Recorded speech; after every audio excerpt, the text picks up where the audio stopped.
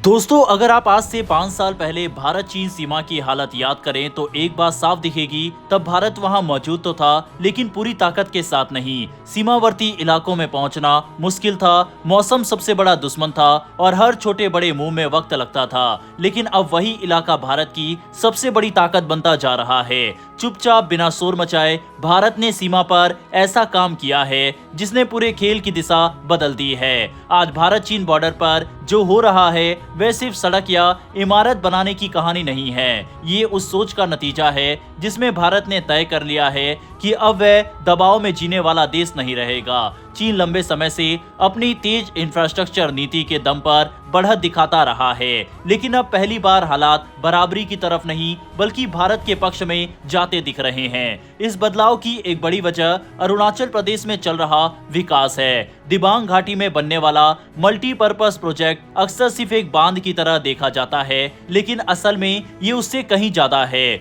ये प्रोजेक्ट भारत को बिजली देगा, बाढ़ को कंट्रोल करेगा और सबसे जरूरी बात, पानी को हथियार बनाने की किसी भी कोशिश को कमजोर करेगा। जब किसी इलाके में स्थायी बिजली और सुविधाएं आती है तो वहां सेना भी मजबूत होती है और आम लोग भी टिक कर रहते हैं। लद्दाख की तरफ नजर डाले तो तस्वीर और साफ हो जाती है। न्यूमा एयरफील्ड को अपग्रेड करना दिखाता है कि भारत अब हवाई ताकत को पीछे नहीं बल्कि सीमा के बिल्कुल पास रखना चाहता है। इतनी ऊंचाई पर लड़ाकू विमानों को तैयार रखना आसान नहीं है, लेकिन इसका फायदा बहुत बड़ा है। जरूरत पड़ते ही कम समय में जवाब दिया जा सकता है और दुश्मन को सोचने का मौका नहीं मिलता। जमीन पर भारत ने सबसे बड़ी कमजोरी को ताकत में बदला है। सेला टनल पहले एक सपना लगती थी, लेकिन अब ये हकीकत है। पहले सर्दियों में तवांग लगभग कट जाता था, लेकिन अब हर मौसम में रास्ता खुला रहता है। इसका सीधा मतलब है कि अब मौसम भारत को रोक नहीं सकता। सेना, हथियार और सप्लाई लगातार आगे पहुंच सकती है। सड़कों का जाल इस पूरी तैयारी की रीढ़ बन चुका है। जहां कभी जवानों को पैदल चलना पड़ता था,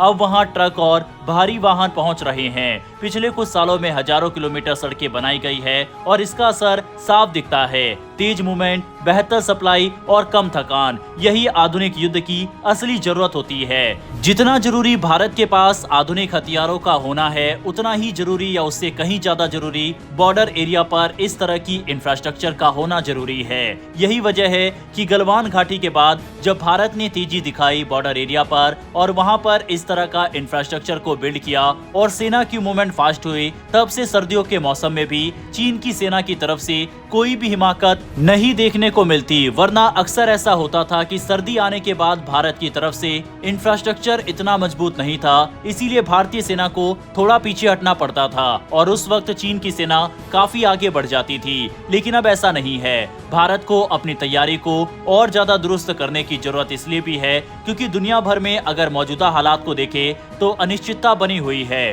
कहीं से भी खतरा कभी भी आ सकता है। हमने रशिया यूक्रेन वॉर देखा, वेनेजुला पर अमेरिका का आक्रमण देखा, ईरान इजराइल के युद्ध देखा, वहीं अब चीन की तरफ से ताइवान की घेराबंदी भी देखी। यानी कि वर्ल्ड स्टेज पर हालात कभी भी तेजी से बदल सकते हैं। हमने एक साल के भीतर ही बांग्लादेश के साथ अपने रिश्तों को बदतर होते देखा है और हालात ये है कि आज भारत और बांग्लादेश के बॉर्डर पर भी तनाव है। यही कारण है कि हमें पहले से अपनी तैयारी हर जगह दुरुस्त करने की जरूरत है और इसमें सबसे महत्वपूर्ण है बॉर्डर एरिया के पास इंफ्रास्ट्रक्चर। भारत अब केवल सड़कों तक ही सीमित नहीं है। रेल लाइन की योजना ये दिखाती है कि सोच कितनी दूर तक जाती है। बिलासपुर से लेह तक रेल कनेक्टिविटी का मतलब है कि भारी सैन्य सामान एक ही झटके में सीमा तक पहुंचाया जा सकेगा। पहाड़ों में रेल लाइन बनाना आसान नहीं है, लेकिन यही भारत के बदलते आत्मविश्वास को दिखाता है। टेक्नोलॉजी के मामले में भी भारत पीछे नहीं है। ऑप्टिकल फाइबर नेटवर्क और आधुनिक निगरानी सिस्टम अब सीमा के पास पहुंच चुके हैं। इससे सेना को हर हलचल की जानकारी जल्दी मिलती है, फैसले लेने में देर नहीं होती और किसी भी खतरे का जवाब समय रहते दिया जा सकता है।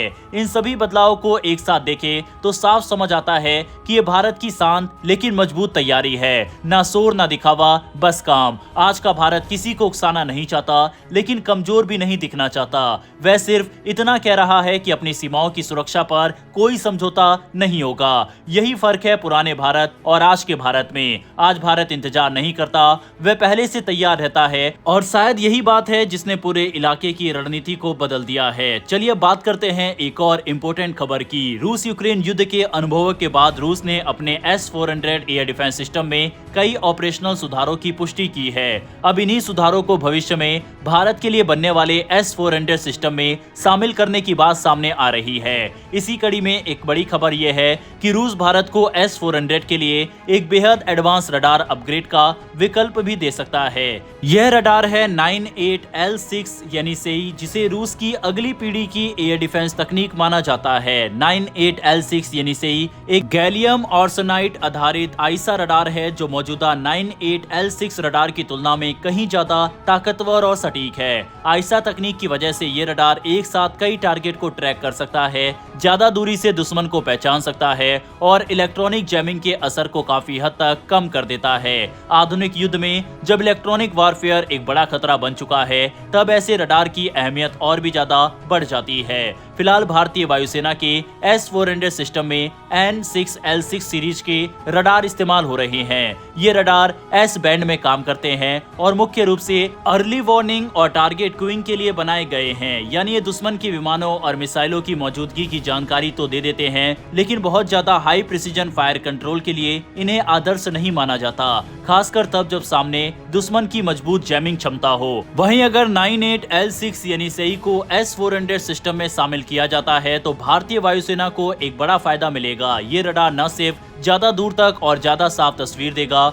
बल्कि मिसाइल गाइडेंस जैसे अहम कामों में भी मदद करेगा। बताया जाता है कि ये रडार इतनी सटीकता रखता है कि ये पुराने सेमी एक्टिव रडार होमिंग मिसाइलों को भी गाइड कर सकता है। इसका मतलब है कि S-400 की मारक क्षमता और भरोसेमंद दोनों में इजाफा होगा। इस अपग्रेड का एक और फायदा ये होगा कि मौजूदा N6L6 रडार को रिजर्व रोल में इस्तेमाल किया जा सकेगा। अगर किसी वजह से मुख्य रडार मेंटेनेंस में चला जाए या युद्ध के दौरान नुकसान हो जाए तो बैकअप के तौर पर ये रडार तुरंत काम संभाल सकते हैं। इससे पूरे एयर डिफेंस नेटवर्क की मजबूती और उपलब्धता बनी रहेगी। कुल मिलाकर अगर भारत S-400 के लिए N8L6 यानी सेई रडार को चुनता है तो ये भारतीय वायुसेना की लंबी दूरी की वायु रक्षा क्षमता को एक नए स्तर पर ले जाएगा। स्टेल्थ एयरक्राफ्ट, स्टैंड ऑफ हथियार और इलेक्ट्रॉनिक अटैक प्लेटफॉर्म जैसे आधुनिक खतरों के लिए भारत की तैयारी और भी मजबूत होगी। ये अपग्रेड न सिर्फ मौजूदा जरूरतों को पूरा करेगा, बल्कि भविष्य के युद्धों के लिए भी